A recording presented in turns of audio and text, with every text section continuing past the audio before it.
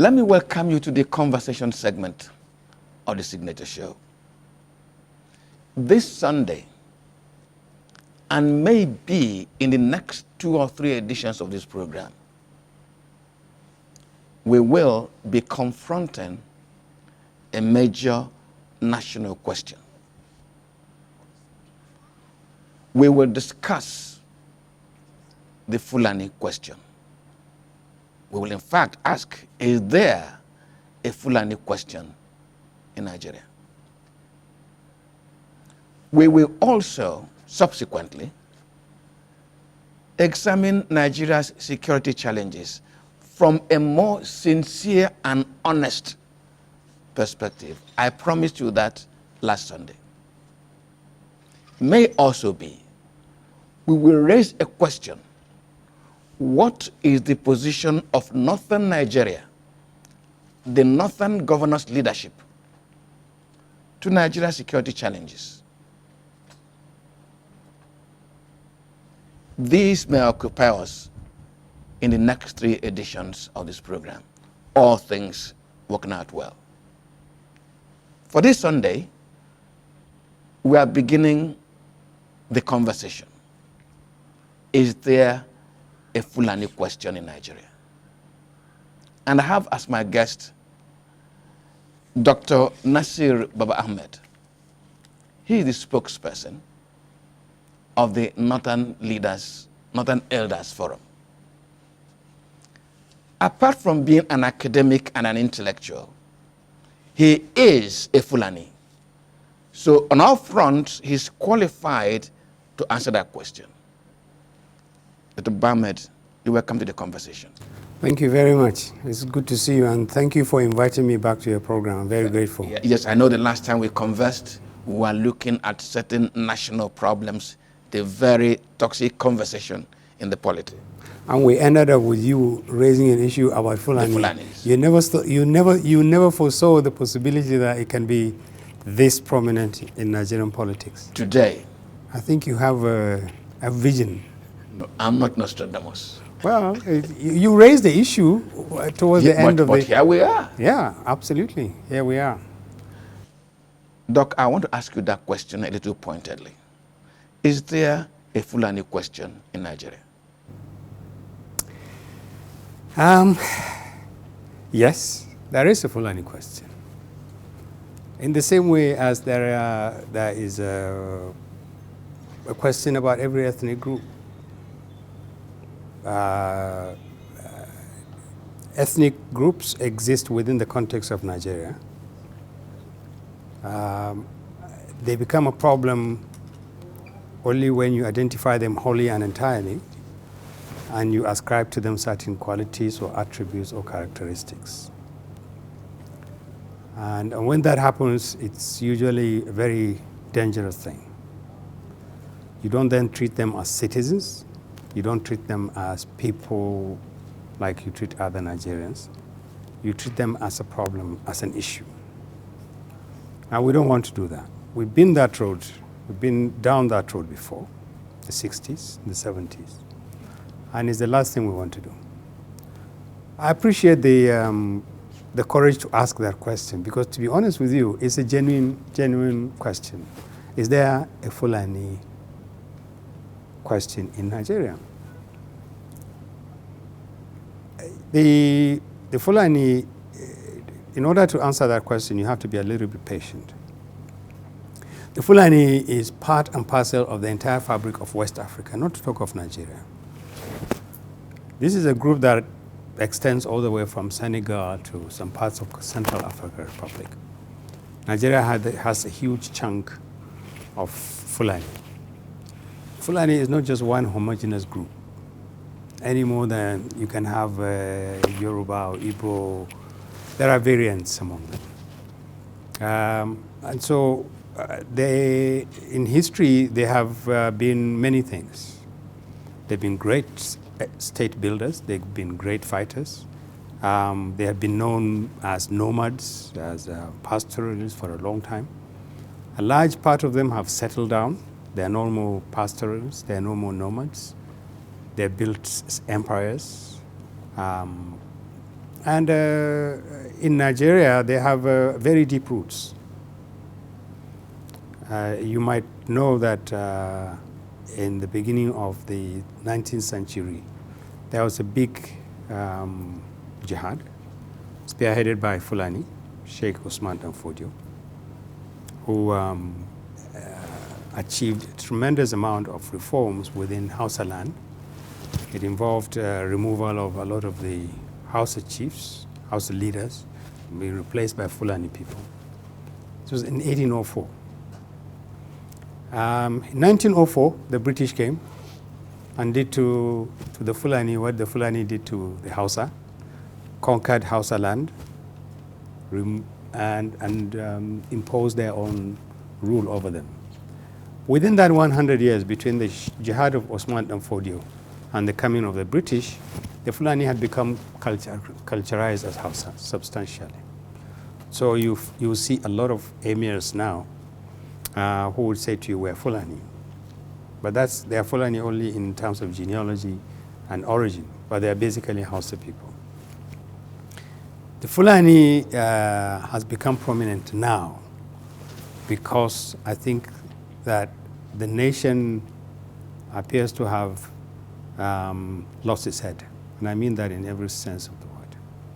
We've had problems relating to specific groups, but we've always resisted the temptation to identify a problem and ascribe to them. In the 60s, we had an issue with Igbo people.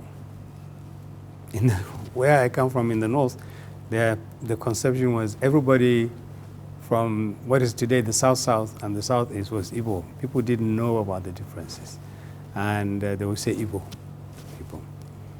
The coup of January 16th, January 1966, the counter coup, the pogrom of May 1966, the pogrom of November, created the aura of a group called Igbo that was, in the eyes of some people, cause of the problem and the victim of a problem.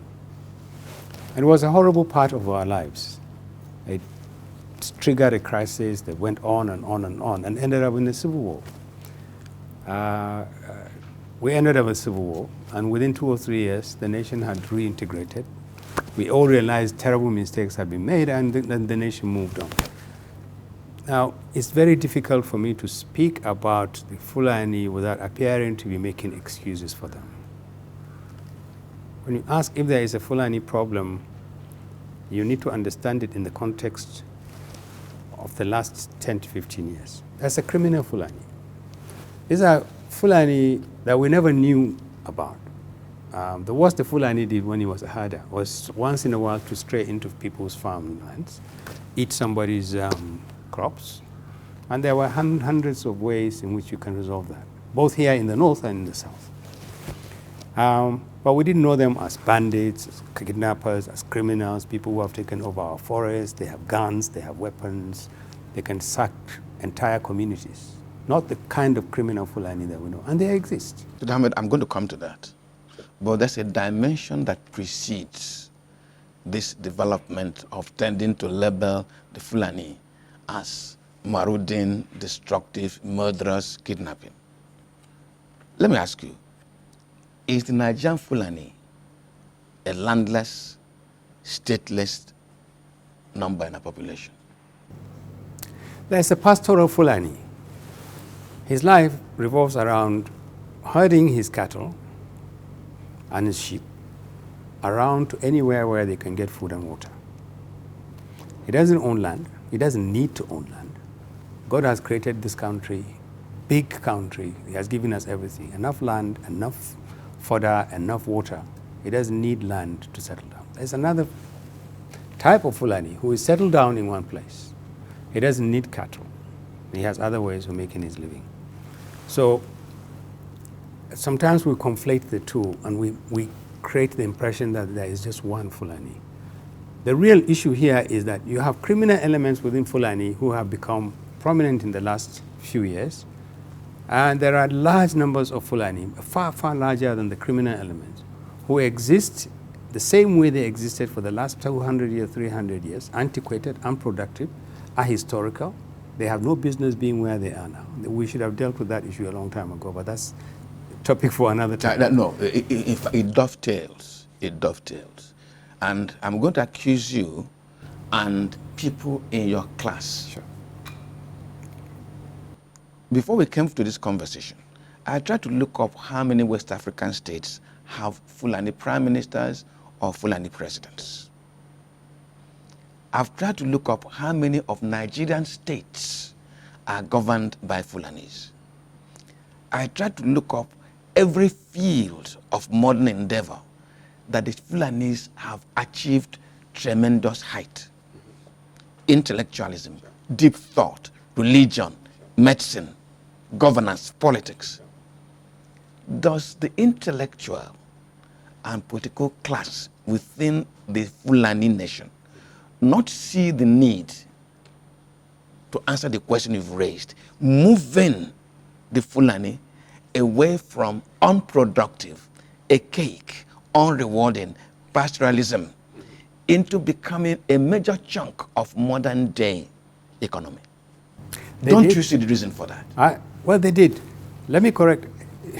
You have to understand, the Fulani virtually governed this country in colonial times. The Sadona was Fulani. He had very powerful ministers who were Fulani. They saw the value, the asset that was livestock was a major asset. Forest was a major asset. The Fulani was a major asset. And what they did was to plan for him. He needed to move around with his cattle. If he wasn't going to be domesticated, he needed to move around and look for. They created routes, gazetted them, made them low. Nobody could actually build or block them. They created watering places where Fulani can travel for hundreds of miles. There are places where he can stop for his cattle to eat. There are places where he can stop for his cattle to drink. There was fantastic. Our forests were big assets. We used to have ministers of forestry because forests were assets. So the Fulani was catered for, the one that would not settle down, go to school and take a government job. But there were other Fulanis who did this. But the herder was catered for. His basic needs were access to land, access to food for his cattle and himself, watering places. That's all he asked for. Now, you could have, maybe we could have had a policy that said, no, domesticate these guys. And we were virtually moving in that direction. A few locations have been identified. One of them is the one that the governor of Kaduna State is talking about now, in Larduga, in Kachia local government. One of the largest. It has a huge population of Fulani cattle. There were a number of them. But what happened? From the 70s to the 80s, you had a collapse of leadership. Oil has done terrible things to this country. What oil did was to divert attention from everything that was a resource and asset in this country, entirely. And nobody focused on anything else. The North, the strength of the North laid in a number of things. It had good leaders, right up to maybe mid-70s, good leaders. It had land, huge amount of land, wealthy land that had everything on the surface and beneath it. It had water. It had a huge population. When you have these four, you're rich. You're rich. Unfortunately, the first one we lost was quality leadership. There was no vision. There was no will. People were just focused on what they will get from the federal center. And therefore, we took our eyes off the asset that the Fulani and the cattle represented. We took our eyes off our forests, our forest resources. We took our eyes off investing in infrastructure, routes. Urbanization came in, huge expansion of population. People were taking over these routes that the Fulani needed to travel, and they were building towns and cities around them. Nobody had anything, nobody would do anything. The state was not going to protect that because the Fulani herder has no constituency. He was only useful sometimes during elections. He had no constituency. These are people who just roamed around with cattle looking for where their cattle will eat. A Fulani would go hungry for 2 days if his cattle will find food to eat. That's his life. Now what happened? We continuously lost our vision. We lost control over these assets to a point where, in fact, in the last 10 to 15 years, what happened is we started witnessing large-scale rustling of cattle. Now, when you take cattle away from Fulani, you literally, it's like uprooting a tree entirely from the ground and throwing it away. It will die eventually. It dies. And that's what happened. In large numbers, cattle, Fulani were becoming more and more pushed into desperation. And when you have large numbers of Fulani who have cattle, what does he do? His life has not prepared him to do anything else. There's nothing. He doesn't have modern education. He doesn't have skills. He doesn't have any competencies. He had cattle. Now you've taken away the cattle. What does he do with his life? And the numbers were increasing, and the state was doing nothing. And we warned. Believe me, we didn't just sit on our hands. We warned. And I'm talking about the failure of leadership. I mentioned the land is still there. The water is still there. The population is still there. The population is still there. But we had no leadership that would actually realize that the long-term effect of this was you're going to have a large number of Fulani who knew nothing else other than cattle rearing. And when you have no cattle, what do? A few of them started rustling each other's cattle, attacking Hausa villages, and then Hausa communities now started chasing away Fulani. In fairness to everybody, some of what you're seeing in the southern part of the country didn't just start yesterday. It started in the north. Fulani can't go to a market. Hausa villagers will see a Fulani and say, aha, here they are, and they will chase a Fulani. Whether he's a criminal or not, they didn't want to know. He can't go to markets, he can't go to hospitals, he can't. Literally, Fulani were being marginalized and being pushed away and pushed away. He ran into the forests. Then the Fulani realized the power of the gun. It can make you rich overnight, and it can make you poor overnight. And this is a country that is swimming in small arms and light weapons, swimming literally. With 3 cows or 2 cows, you can buy an AK-47, maybe with less than that, maybe more. With 1 gun, you can take over a whole community. And it became increasingly an option to being pauperized and just sitting in your former place with just maybe 1 or 2 goats. The state didn't pay attention to this. They didn't care because Fulani has no constituency. Fulani has no political, is not a political asset. 2015, the Fulani were mobilized more than any other time, and they voted for President Buhari. Let me interject, please.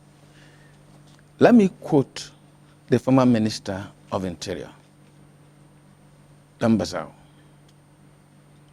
At the 2017 Security Conference organized by the Nigeria Police Force, he said that Fulanis were moving from across West Africa into Nigeria. And he told a story that when he got to Ghana, his Ghanaian counterpart complained to him that Fulanis from Nigeria were creating crisis for them.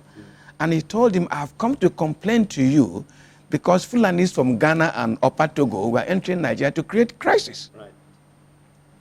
But there is a second narrative in addition to this, that before 2015 election, there was a deliberate move, a deliberate political move to bring in more Fulanis into Nigeria, essentially as political mercenaries. And that now the Nigerian state is finding it difficult to sort them out for them to go back. Have you heard this story? Yes, I have. Does it make sense? No, it doesn't. And I can tell you 2 reasons why. First, in the 2015 elections, I was intimately involved in it. Intimately. And I told you there was massive mobilization of Fulani as voters to vote for President Buhari. There was nothing wrong with that. No. I am not aware of the fact that anybody was brought in. See, the problem is this, Mr. Njoku. Nigeria subscribed to the ECOWAS Treaty on movement of persons and goods. They didn't say every Nigerian can move around except Fulani, because Fulanis are West Africans, and they are all over the place. They're in every country. So you couldn't exclude Fulani. There are 3 million Nigerians in Ghana, maybe more. maybe 70 or 80% of them from the southern part of the country. The same part of the country that is saying they don't want to see Fulani today. They are there because of the existence of the ECOWAS protocol on movement of persons and goods. So they are enjoying the same thing that Fulanis from Burkina Faso, from Mali are enjoying. You cannot be part of a region that subscribes to movement and say, except Fulani. Now, what you can do is to insist that when you come to my country, there are laws here that you have to respect. For instance, you are not allowed to carry arms. And what you need to do with that is to put a mechanism that identifies you as carrying an arm, and then we deal with you according to the law. But you can't go around and say, oh, all Fulanis are violent people, and we don't want to have them. What happens to their rights? What happens to the fact that everybody else in West Africa has rights emanating from the treaty, or the ECOWAS treaty? So that's the problem. Fulanis move around because the ecology makes it necessary for them to move. Some places dry up quickly. They move from the northern part of West Africa to the southern part of West Africa in the dry season, because in the southern part of West Africa, there is fodder, there is water. Then when it starts raining, they move up. It's not just Nigeria, it's all over Africa. And people think that Fulani is combative. Maybe up to a point, they're right. But what else do you do? Look, you have 400, 300, 250 cattle. There are 4 of you. You can be attacked. Your cattle can be taken away from you. Hyenas can attack you. You live in the forest. So sometimes you see them with a machete. People think that's a weapon. It is a weapon in a certain context, and it's also what you need to stay alive in certain contexts. They say Fulani is aggressive. Yes, if they have to go into your farm and eat up your food, that's aggression, and that's illegal. They have no right to do that. But imagine a lifestyle that exposes you to the elements, to potential danger. You are on your own. Where you live, there are no policemen. There's no authority. There's nothing. It's just you, your native intelligence, some luck, and some experience about living in forests and bushes. Now, like I said, we had no business tolerating this kind of existence. We should have arrested this herding a long time ago. And the fault, in all honesty, belongs essentially to northern leaders and the present administration. President Buhari was the leader of Fulanis in the whole of West Africa before he became president. They had an informer, some kind of a group for Fulani. He was the nominal head. When he became president, he had to give it up. And so maybe that's what gives this idea that you bring in Fulani to vote. If there was mass mobilization of the Fulani in 2015, and I'm not defending President Buhari, all I'm saying is, you ask me if I'm aware of the rumors, but I know that there's no strong foundation. There's no strong foundation for that. Then who voted for him in 2019? Was it the same Fulani who came in and voted and then went away? Why is the Fulani fighting him? Because you see, when Fulani in Katsina State, Fulani criminals take over towns and villages, particularly villages, and they rape women, and they kill people, and they kidnap people on a daily basis. In Katsina, in Zamfara, in Kaduna, in Niger State, in Sokoto, Kebbi. They're fighting Buhari's policemen. They're fighting Buhari's military. They're making nonsense of a government that came to power on the back of a promise to secure the country. So what happened? If they really are Fulani and they like you hear this kind of a lot of the nonsense that Fulani represents an Islamization agenda, they are Buhari's foot soldiers, Buhari is going to Islamize Nigeria. Buhari has nothing to do with the Islamic interest in this country. He's the president of Nigeria. And this is where we go wrong. The Fulani, like we were saying, is not a northern problem. It's not a Fulani problem. It's not Buhari's problem. It's a national problem. And if we don't see it in that sense, we'll be making a terrible mistake, because we will be addressing a problem without understanding its nature. So people tend to reduce this to on a very narrow basis. And that is very, very dangerous.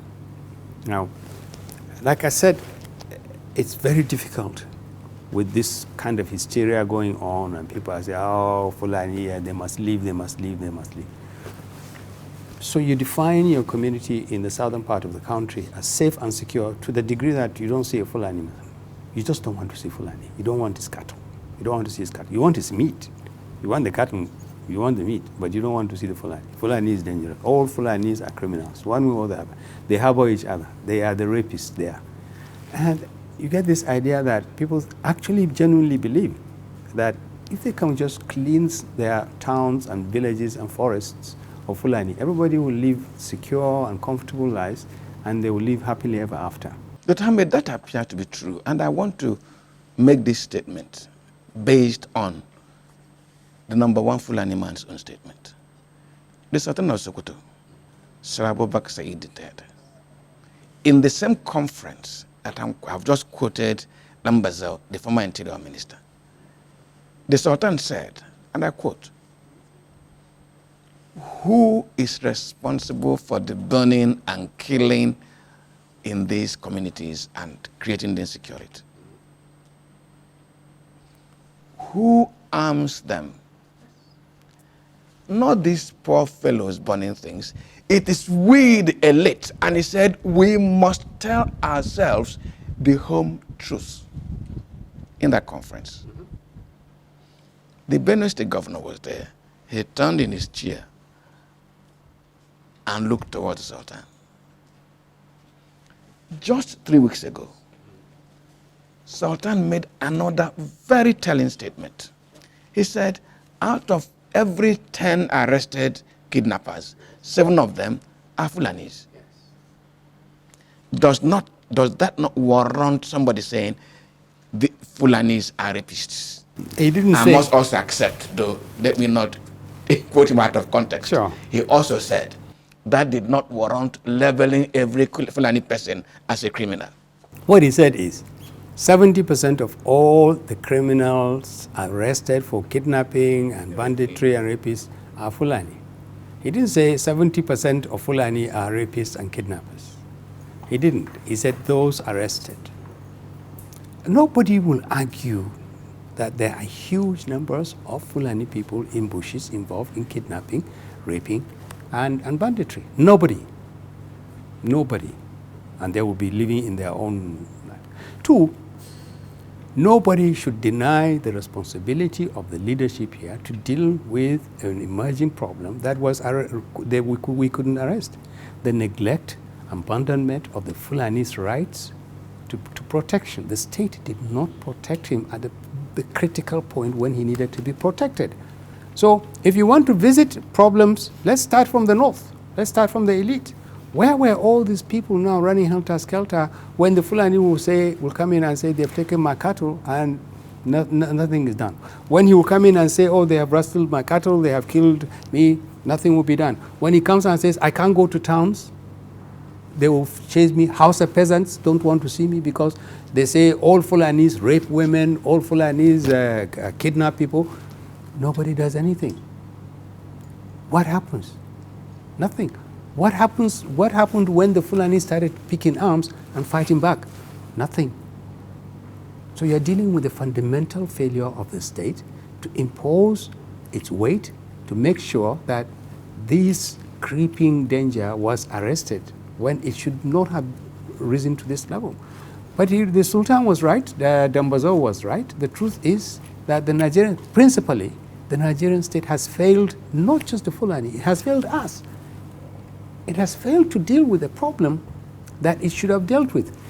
Look, take the militancy in the Niger Delta. Going all the way back to the 70s, maybe early 60s, people were complaining about environmental pollution. You are taking away all these resources. We don't see anything. Our towns and villages, we don't have drinking water. They were right. At that stage, the state ought to have moved in quickly to say, listen, we can't do this. These are some of the poorest communities in Nigeria, but the resource that is developing the country is coming from here. And in addition to being poor, we're also punishing them with pollution. We didn't do anything. We treated Niger agitation before it became militancy as a problem of the Ijo, the communities there, but not as a Nigerian problem. And we thought, oh, they are just troublemakers. They kill people like Ken Saro-Wiwa and say, oh, these troublemakers, it will finish. Didn't. Continued to grow and to grow because the problem became political. People got tired of being pushed around. People, I mean, they began to see a situation where the Nigerian state is becoming fatter and there's nothing on the ground for them. How did we solve this problem? By defining it and seeing it as a national problem and not a Niger Delta problem. We took resources belonging to all Nigerians and huge amounts of resources, huge, and that was the right thing to do. To invest it in the short term, in the immediate term, in the short term, in the medium term, and in the long term. And that's how the militancy issues was contained. Now, so defining the problem properly is very, very important. Dealing with it at a time before it escalates and becomes a very serious problem is also important. If you fail to do that, by the time you come around to deal with it, it has become a massive problem that you can't deal with it. The Fulani issue, you began by asking me, is there a Fulani problem in this country? Yes, there is a Fulani problem. It is the time to deal with it now. If we don't deal with it now, it will become bigger. And I'll tell you 3 areas where it will become bigger. People think chasing Fulani away from the south to the north is going to solve their problem. First of all, there have been criminals in the southern part of the country like they are everywhere. Even if the Fulani is not there, you still have crime. You would have cultism, you have kidnapping, you have banditry. We knew about kidnapping, armed robbery. So it's an illusion. But since you identify the Fulani for now as your prime target in terms of your prime source of insecurity, you think you can just, if he leaves, that solves the problem. Okay, so the Fulani leaves. And he goes to another part of the country with his grievance and his cattle. But he has access back to your community. He doesn't just go like that. And you've done, in the process of sending him away, maybe you've killed him for yourself. Maybe you've created an additional enemy and another source of. Just ask northern states. What happened? Northern peasants in towns and villages created the Fulani militant by pushing him away and pushing him away and attacking. When you talk to them, they will tell you, our main problem started, real problem, apart from historic persecution, exploitation by the state, our main problem started from when Hausa, not Igbo, not Yoruba, Hausa villagers started looking at us, all of us, as criminals. Hold it there. You're watching the Signature Show on AIT. We are addressing a question. Is there a Fulani question in Nigeria? Stay with us. We'll be back. This is Signaturetv.org. Breaking the news. Following the news. Analyzing the news. 247 round the clock. All on the go. Signaturetv.org. News in your pocket.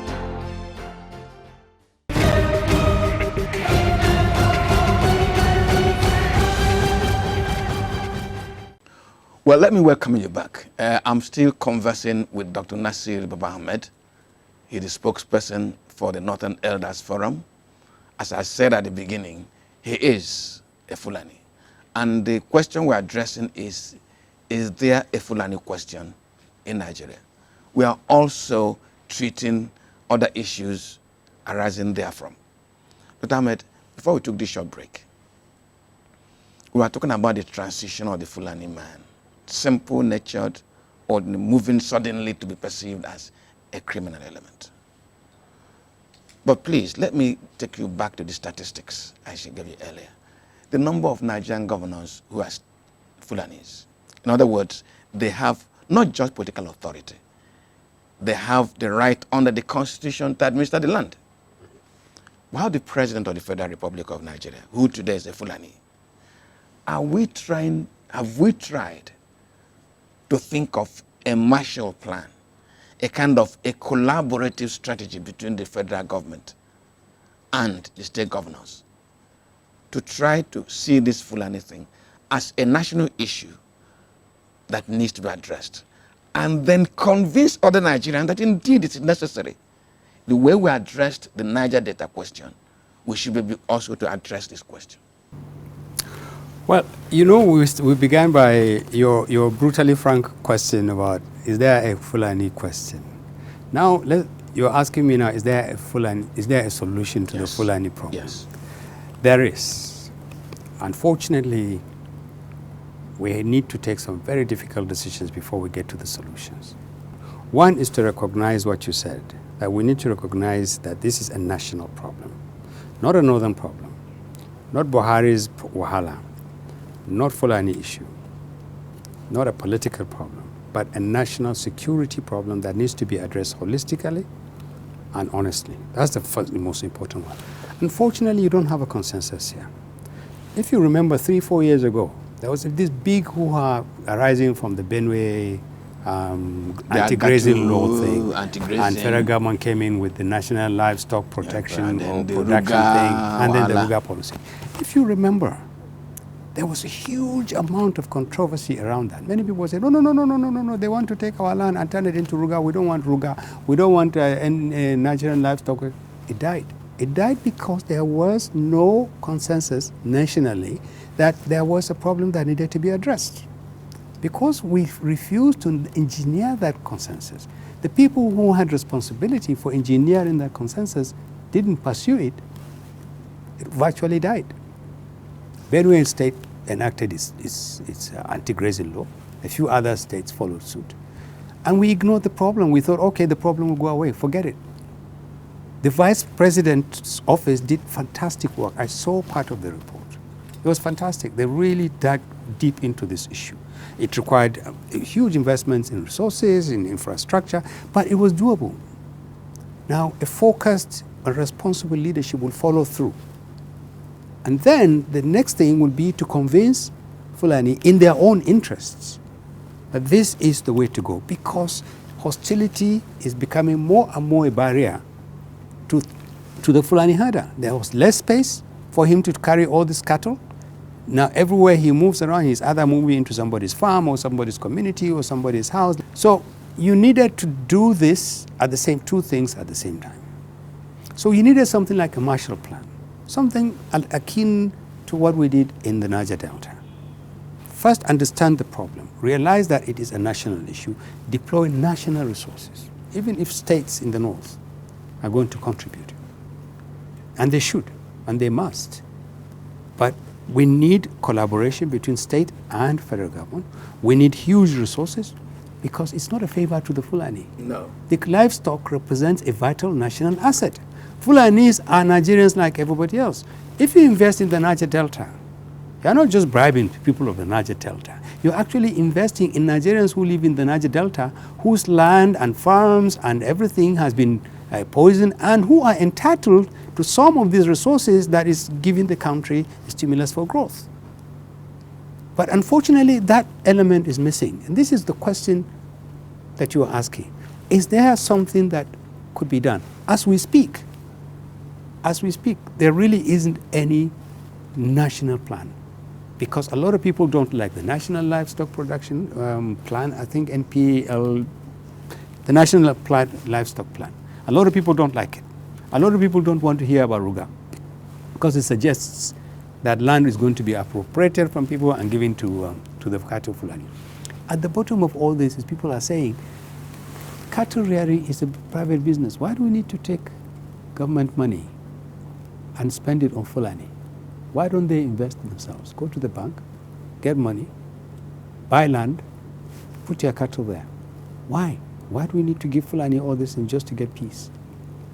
You're not doing this to get peace. You're doing this because they are Nigerians like everybody else. One way or the other, their lifestyle has become a problem for them and for everybody. If you say, let the Fulani and other Nigerians settle themselves, you see what we're getting now. Everybody adopts a do-it-yourself approach. This state says, we don't want to see you in our forest. This state says, we don't want to see you at all. These people say, no, don't even follow. Even on their way out of the southern part of the country, there are places in Nigeria where they're not allowed to follow. How the hell do they get, forgive my language, how do they get into into Nigeria and into the north. And when they come to the north, how do they become a northern problem? How do they become a northern issue? Certainly, there are a lot of Fulanis here in the north, but we are terrified too of having these thousands and thousands of Fulani and their cattle coming into the north and trampling over every farm as well, because nobody has prepared to receive these people. So what we need now is our calm heads. We need leaders to exercise some restraint in terms of what they say. We need people to now begin to look at what needs to be done immediately, mobilize resources to do this, and work feverishly to create the environment that will allow large numbers of Fulani to leave the south. My view, to be honest with you, is I don't think that the Fulani herder will ever go back in the numbers in the south. I think enough negative impression, enough hostility has been created around him that it will be unsafe for the Fulani herder to go back to the south. Even in the north, the space he has for maneuver is very limited. So the only option is a sedentary kind of life, which requires money, because you have to build resources, you have to build the infrastructure, it costs money, but you have to settle in. If we fail to do all this in the next few months, in the next 1 or 2 years, if we fail to do all this, what is likely to happen is that more and more Fulani people are going to become criminals. Because the margin between the Fulani who is on this side of the law, who is trying desperately to cling to a legal existence and to his cattle, and becoming criminal, is very thin. And we see that. When you go to the bush, as we hear from people who have gone there, people like Dr. Gumi and a few others who have gone there, you can recognize these people. A few months ago, they were herding cattle. They were living in villages or in the forests, and suddenly now they can carry a gun, they can shoot, they can kill, they can rape women.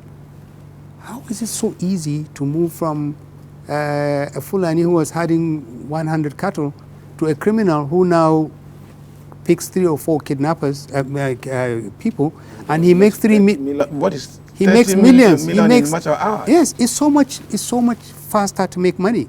Of course, he lives a very short life because either the bandits themselves kill him or the state kills him. It's a horrible life, but it gives him a sense of power. It gives him a huge amount of money, and it's so easy to kidnap people because the state doesn't exist to stop you from doing that. So this is the issue, and this is why it's important to get the problem right. Don't misunderstand this problem. It represents a very serious threat to this country. Doc, I do not want to answer my own question. There is a dimension to this conversation I want you to look at. First, has the nation realized that the Fulani and his cattle are a very important segment, segment of our national economy that needs to be grown, and that the Fulani, if well managed, can become a very important player in our export drive for beef, for leather, for hides and skin and bones? Have we realized that? Second, I spoke to you about Marshall Plan. Why does the Fulani move from place to place? Not because he is physiologically intolerant. It's because he moves to look for fodder, water, and grass. Sure. Please, Doc, Western United States was a horrible part of America, unproductive. Today, it is awash with wheat, grains, and industries. Awash. And it's a major player in America's export drive and export colonialism. Sure. Why is it that we're finding it difficult to tell ourselves, don't mind whether he's Fulani or not, that this segment of our population is a national asset that needs to be grown? And that in fact, one day I told you, if I were the governor of Kaduna State, Niger State for instance, that's almost 2 times 3 of Southeast, I will soon be the envy of this country. Are we not reasoning? Why are we not reasoning? Why are our politicians not reasoning? Please. I mentioned this earlier on. Let me repeat it. The Nigerian state lost sight of all other assets in this country except oil and gas. This is the most tragic thing that happened to Nigeria. Until 40, 50 years ago, cattle was very important, forest resources was important, solid minerals were important, trade and industry was important, exchange was important, palm kernels were important, cocoa was important, cassava was important, everything was important. Suddenly we discovered oil and gas, huge amount of money. And then we took our eyes off the ball. We began to think nothing else matters. We stopped production. We stopped growing these old sources of money. The North had, apart from the potential to be wealthy, which is land and people, it had cattle. And it had the land to grow for agriculture. And those were what it relied on, groundnuts, cotton, those things. And everything else the North did was on the basis of that. The country lost its head when oil and gas came in, and we're still losing our head. The truth about it is that you began to have a state that was entirely dependent on just simply, we became a rentier state. We will just simply wait until we sell drums of barrels of oil. Otherwise, there are millions and millions of heads of cattle in this country. But no one is paying attention to the fact that this asset needs to be developed. Now we treat it as a problem. We treat it as a problem. So you haven't developed your asset, and now the cattle rearer, not the cattle, now the cattle rearer is now a problem as well. So the cattle is underdeveloping. The cattle rearer is a security problem. And yet we need it. We need meat. We need the byproducts of the cattle. But nobody wants to know. I asked a question 3 days ago from a very good friend of mine who was saying, no, please don't make any excuses for Fulani. We just don't want them around. I said, no problem. But do you want the meat? They said, yes, of course. We will ranch. We have enough cattle in the south to ranch. We don't want your people. We don't want your people. We don't want your cattle. Just go. And I said to the lady, I said, fine. If you send Fulani away from southern forests and southern parts of the country, what do you have to protect you if they come back to you as criminals? They say, oh, they won't come back. They won't come back. We have Amotekun, we have Eastern Security Network. They will deal with them. So my final question is, so is this how low the country has descended? The state, the center, which has the police, which has the military, has failed to protect citizens, including the lawful Fulani, to a point where everybody is now raising his own do-it-yourself security. And so they're saying, if any Fulani here comes, we'll deal with them. And when they use words like deal, they're talking about killing. And we're using the word killing so glibly, as if there is no law in this country. This is a country of laws. There are criminal Fulani. I'm not saying if there are, I'm saying there are criminal Fulanis. They are in forests in the north, they are in forests in the south. Where is the state that is supposed to deal with these people? We will raise that question in the subsequent edition of this program. Well, this is the signature show for this Sunday. Don't forget what I promised you at the beginning.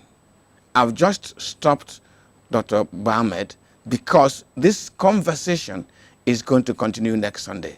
My name remains Mwabu Njoku. Let's meet next Sunday. Good afternoon.